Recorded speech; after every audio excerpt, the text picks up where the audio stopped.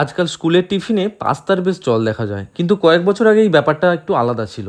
Chowmein বা spaghetti ছিল একটু মন ভোলানো খাবারের ভরসা। তবে চাউমিন, ল্যাসেঞ্জা, রোটিনি, স্প্যাগেটি সবগুলোরই কিন্তু রান্না পদ্ধতি প্রায় একই। ইটালিয়ান খাবার পাস্তা ভারতীয় খাবারের সঙ্গে যে ঠিক কবে গাঁটছড়া বেঁধেছে তার সঠিক জানা যায়নি। তবে ভারতীয়রা এই ইটালিয়ান খাবারকে নিজেদের মতো করেই বানিয়ে নিয়েছে, ইটালিয়ান রান্নার উপকরণগুলোকে অটুট রেখেই। রান্নার মেন উপকরণ হলো অলিভ অয়েল, রসুন কুচি, পেঁয়াজ কুচি, টমেটো ও চিলি সস, ফ্রেশ কিছু সবজি। আমাদের ভারতীয় খাবারে অলিভ অয়েলের তেমন প্রচলন নেই, তাই অলিভ অয়েলের বদলে যদি কেউ বাটার বা রিফাইন্ড অয়েল ব্যবহার করতে চায় তাতে কোনো প্রবলেম নেই, স্বাদের খুব একটা পার্থক্য হবে না। এই যে স্প্রিংয়ের মতো দেখতে পাস্তাগুলো দেখছো, এগুলোর নাম হলো রোটিনি, পাস্তার একটা প্রকারভেদ। প্রথমেই রোটিনিগুলোকে সেদ্ধ করে নেব জলের মধ্যে সামান্য লবণ ও 1 চামচ রিফাইন্ড অয়েল দিয়ে। লবণটা দিলাম স্বাদের জন্য, আর রিফাইন্ড অয়েলটা দিলাম যাতে রুটিনিগুলো একটার সাথে আরেকটা লেগে না যায়।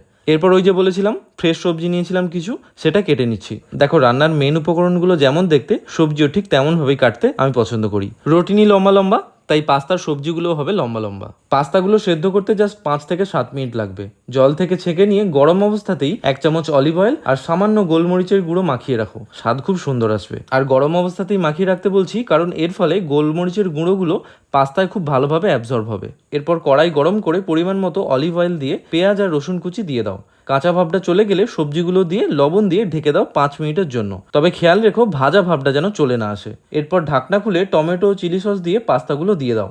ভালোভাবে নাড়াচাড়া করতে থাকো বেশ খানিকক্ষণ ধরে। রান্না পদ্ধতি এক হলেও এইখানেই চাউমিন বা স্প্যাগেটির সঙ্গে পাস্তার একটু পার্থক্য আছে। চাউমিন বা স্প্যাগেটির মধ্যে একটা ভাজা ভাব থাকে, কিন্তু পাস্তার ক্ষেত্রে সেটা হয় না। সেটা কিন্তু খেয়াল রেখে নাড়তে থাকো। নামানোর আগে স্লাইস করে কেটে রাখা আদা, সামান্য চিলি ফ্লেক্স আর স্বাদ বুঝে নিয়ে লবণ দিয়ে আরও কিছুক্ষণ নেড়ে নামিয়ে নাও। আদা স্লাইস দেওয়াটা কিন্তু অপশনাল, চাইলে স্কিপ করতে পারো, তবে দিলে স্বাদে বেশ একটা ফ্রেশনেস আসে।